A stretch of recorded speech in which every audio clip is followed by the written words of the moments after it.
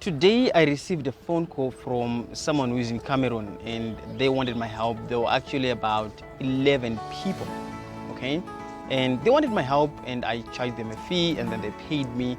And what does these Cameroon people has to do with the topic really? The topic is about how to make money from your family and friends who live in the diaspora. So the service that I was actually offering in Cameroon to the Cameroon people, I was actually asking myself, how did I arrive there? Hello and welcome. My name is Kuda and welcome to my channel. If you're new, please consider hitting that subscribe button. If you are a returning visitor, make sure that you give this video a thumbs up so that you can get more of my videos. So let me explain. I'll get back again to the Cameroon issue. Back here, somewhere in 2011, 2012, a relative of mine from the United Kingdom called me to say that they needed help with tombstone. So what I then did, I went to company A, B, C. I did about 3 quotations. I took pictures of the quotations and then I sent them. I even sent them the details of the company so that they can call them if they need to verify the prices and things like that. So they picked, out of the 3 companies, they picked one. And then the tombstone was bought, and then I also had to check and spearhead the project until the tombstone was laid out where it was supposed to go. That was done. Fast forward years. Again, this very person in the diaspora wanted again something done in Zimbabwe. They had to assign me as their runner in Zimbabwe, okay? And then the second project again. So I only got to understand exactly why, how to make money from the people in the diaspora when that very person started referring friends, okay? So when they started referring friends, it's more like the people in the diaspora, like United Kingdom, overseas, and things, and all these other countries, they do brag about their progress in Zimbabwe. A very good example: if someone builds a house, they're gonna brag when they go to the family meetings, when they go to the business meetings. They brag about what they are doing, especially if it has to do with progress back at home in Zimbabwe. Guess what the next question that they ask, okay? They're gonna ask, who did this for you? What it simply means is that this very relative of mine started making a lot of referrals, a lot of people that wanted me as a runner in Zimbabwe.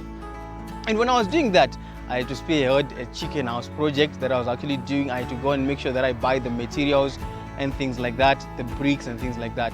The other project that I did from that very relative of mine, she referred more customers that wanted their houses done, their houses, their board drilling done.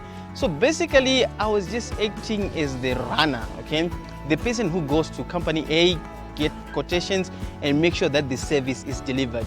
And in between, I would tell them that, okay, your quotation is this much, and I need money for fuel, and I need money for myself, a salary.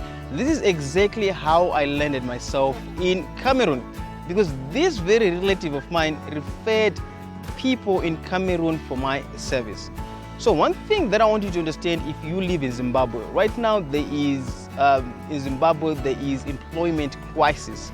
And I'll tell you that if you can do this well, one thing that you need to make sure that you do is to earn the trust of the people in diaspora. Because when they have these family meetings, these gatherings, when they are bragging, make sure they do brag and mention your name. When your name is being mentioned, definitely you're going to make a lot of money and you will never ever think of looking for a job again.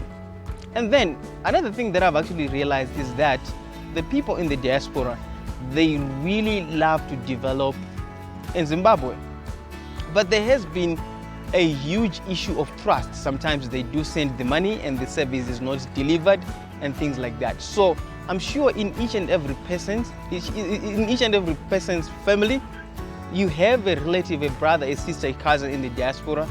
Make sure you earn their trust, because when those people sit down with colleagues and friends, they are going to discuss about you. The more they discuss about you, the more money you can make. I've been able to do quite a number of services on behalf of the people in the diaspora because of the trust that I managed to build with my one relative at the first point, and then that very relative started referring other people to me as their runner in Zimbabwe.